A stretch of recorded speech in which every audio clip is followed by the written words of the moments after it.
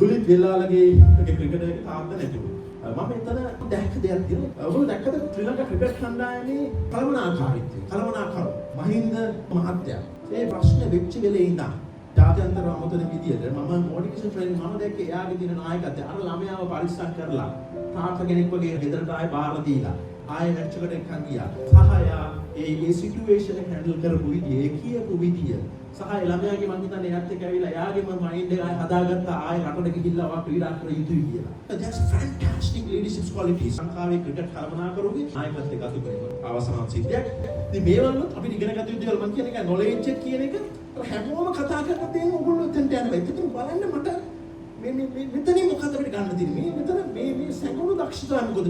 මේ කතාව පිටිපස්ස කී දෙනෙක් ඉන්නවද? මේ කවුද මේ පුද්ගලයා මේ දක්ෂ මේ කණ්ඩායමේ මෙහෙවන්නේ? මේ දේවල් ඔක්කොම එකතු වුණාම තමයි අපි හොඳ ලීඩර් කෙනෙක් වෙන්න පුළුවන්.